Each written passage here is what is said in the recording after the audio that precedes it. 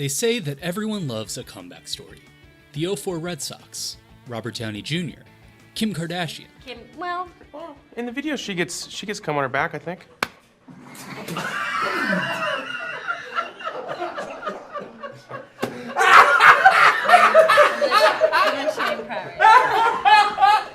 This year's MLB season was no different. Amid the usual excitement, 2024 saw one of the most unexpected, exhilarating, and downright remarkable comebacks in recent memory.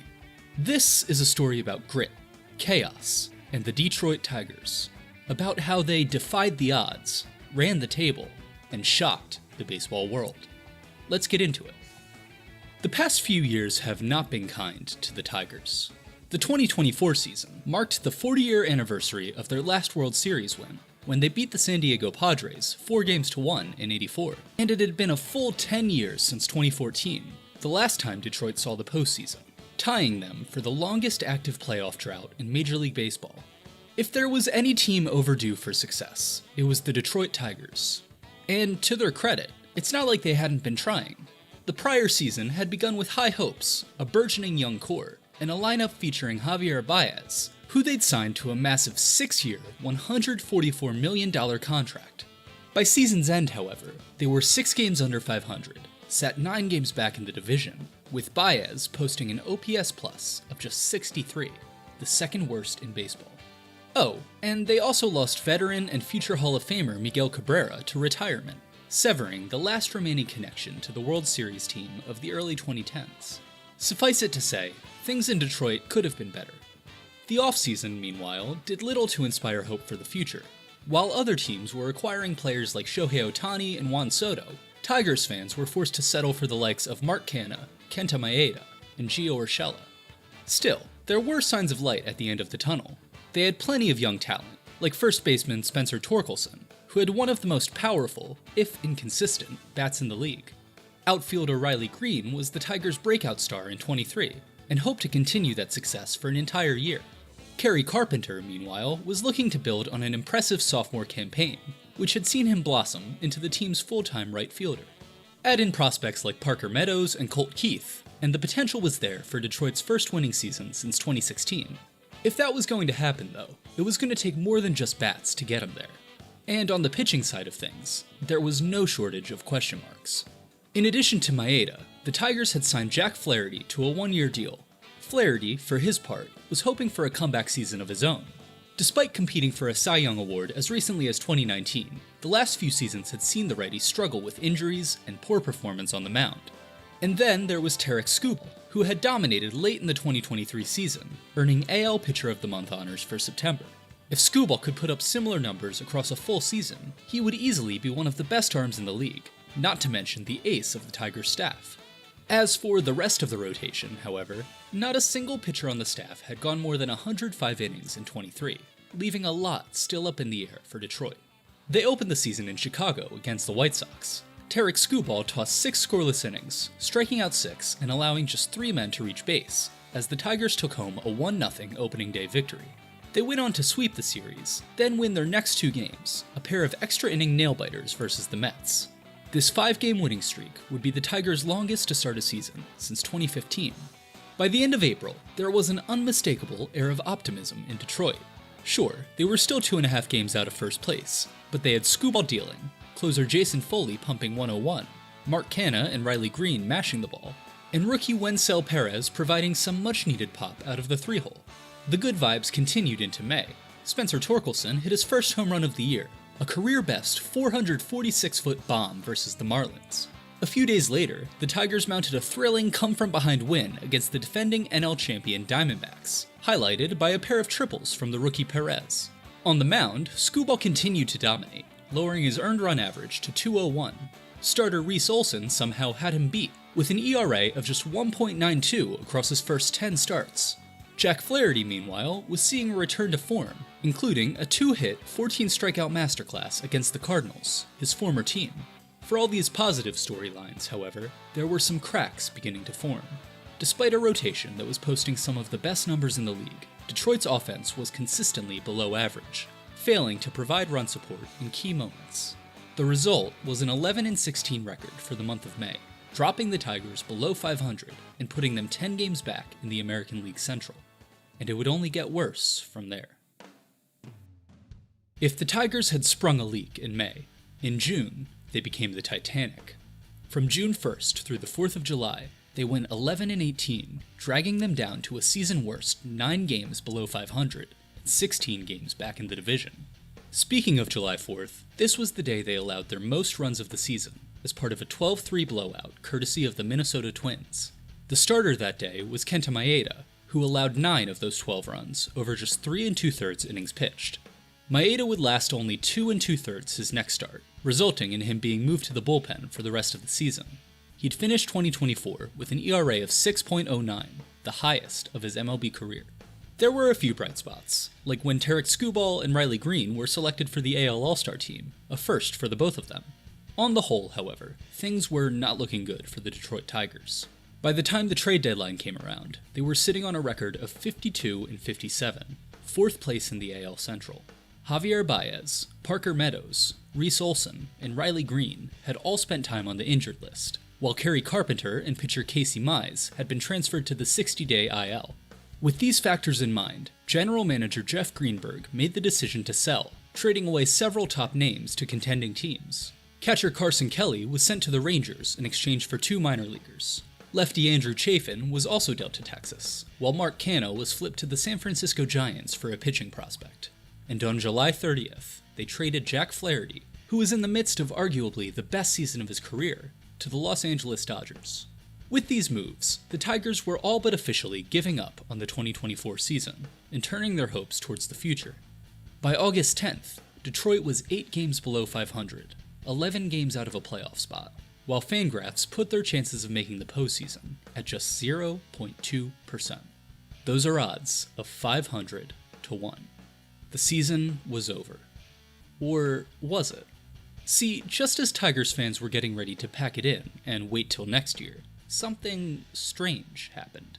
Something that virtually nobody saw coming. By many accounts, the Tigers' change in fortune began on August 3rd.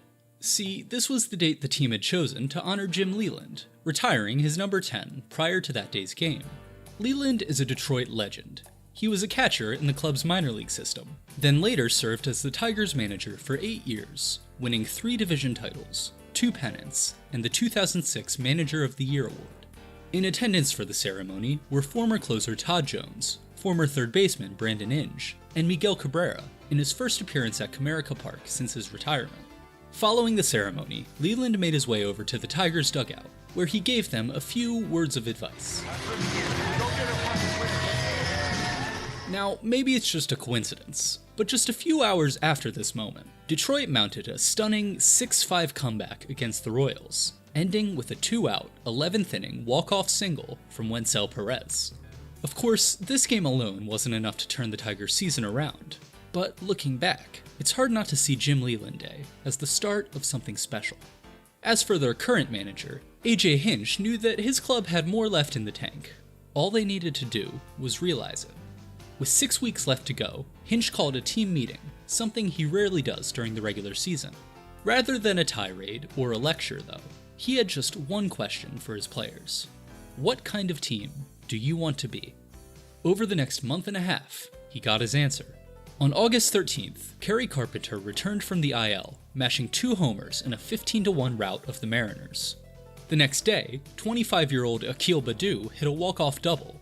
2 days after that, they called up 24-year-old shortstop Trey Sweeney, who had been acquired in the Jack Flaherty trade. Also promoted was 2022 first-round pick Jace Young, who came through with a game-tying hit versus the Yankees in the Little League Classic. On August 17th, Detroit recalled Spencer Torkelson from the minors, while Riley Green returned from the IL. On August 31st, Tarek Skubal became the first pitcher in the league to reach 200 strikeouts. He would close out the season with 18 wins, a 2.39 ERA, and 228 Ks, all good for the best in the American League. This made him the first pitcher to win a Triple Crown since Shane Bieber in 2020, and the first to do so in a full season since Justin Verlander and Clayton Kershaw in 2011. Besides Skubal, however, Detroit implemented a much more unconventional pitching strategy. Instead of the typical 5-man rotation, they relied on what A.J. Hinch called, quote, pitching chaos. Rather than the usual sequence of pitchers, that is, a starter who goes most of the game, followed by a few relief arms, and finished by a closer, usually the team's best reliever, the Tigers would mix and match, using virtually any pitcher at any given moment. Instead of a starter, they used an opener, who would stay in for just a few at-bats. The opener would often be followed by 1 or 2 bulk pitchers, who would eat up a few innings each. After that, it was up to the bullpen to close out the game, with pitchers being called upon based on matchups instead of a set order. Of course, this is just a broad overview. If you want an in-depth analysis of the 2024 Tigers pitching strategy, I highly recommend this video by the channel Willytics. I'll link it in the comments so you can check it out, after you finish this one, of course. Detroit's success on the mound can also be attributed to the work of pitching coach Chris Fetter. Under Fetter's guidance, the Tigers pitching staff finished top 5 in the majors in ERA, WHIP, hits per 9 innings, and strikeout to walk ratio, among other stats. Even so, as they entered September, the Tigers were a long shot to make the postseason. They held a 69-68 record, which was back over 500, but still 5 games out of the third wildcard spot. With just a month left to go, their playoff odds sat at 4.6%, compared to 80% for the Royals, 87% for the Twins, and 98% for the Guardians. Thus began the home stretch. On September 1st, Spencer Torkelson put Detroit ahead with a 2-run homer as they overtook Seattle in the wildcard race. On the 5th, Parker Meadows hit a 2-out, 2-strike grand slam versus the Padres, pulling the Tigers out of a 3-way tie with the Red Sox and the Mariners. On September 10th, with much of the team fighting off illness, Kiter Montero tossed a Maddox, shutting out the Colorado Rockies on just 96 pitches. With this win, Detroit gained sole possession of 4th place in the wildcard standings, and sat just 3 games behind the Twins. On September 16th, they traveled to Kansas City for their final series of the year against the Royals. Game 1 started off quietly, tied at 2 through 2 innings.